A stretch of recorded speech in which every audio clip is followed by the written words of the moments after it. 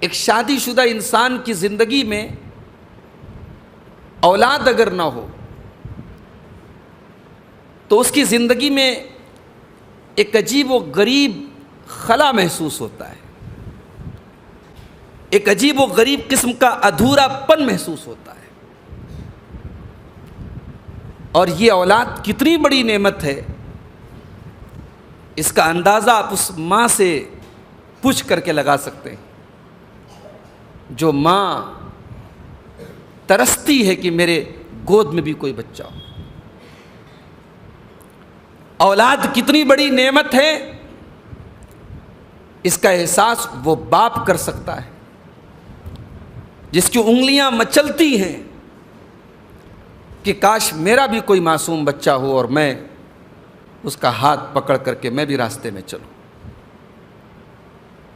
اسی لیے اللہ تعالیٰ نے قرآن کریم میں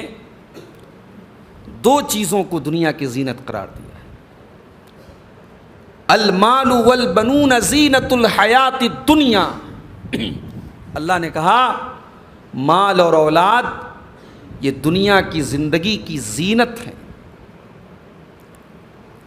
لیکن میرے بھائیوں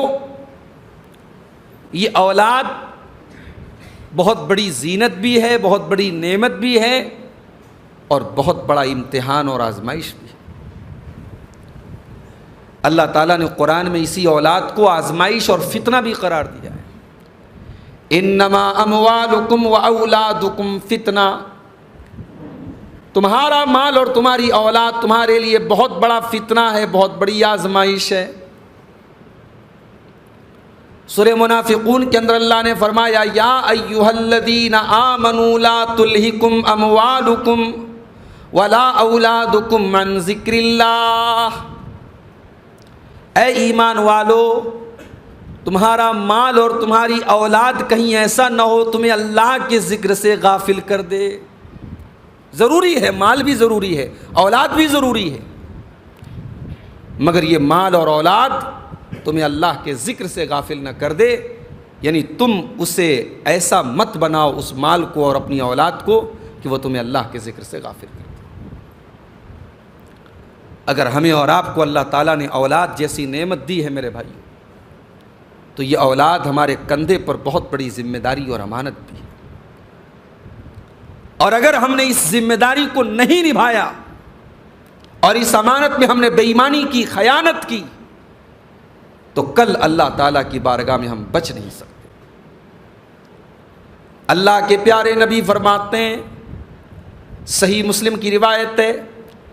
ما من عبد یسترعیہ اللہ رعیۃ،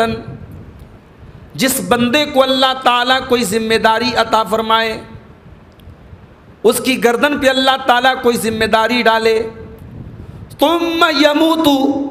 اور پھر وہ انتقال کر جائے، وہ مر جائے، وہو غاش لرعیتہ، اور وہ اس حال میں دنیا سے چلا جائے کہ وہ اپنی ذمہ داری کو صحیح طریقے سے نہیں نبھا پا رہا ہے، ذمہ داری ملی ہے اور ذمہ داری کو نہیں نبھا پا رہا ہے، الا حرم اللہ علیہ الجنہ، ایسے آدمی کے اوپر اللہ تعالیٰ نے جنت کو حرام کر دیا ہے۔ اولاد بہت بڑی آزمائش ہے میرے بھائی، اس اولاد کا اگر ہم نے حق ادا نہیں کیا، اس کی صحیح تربیت نہیں کی،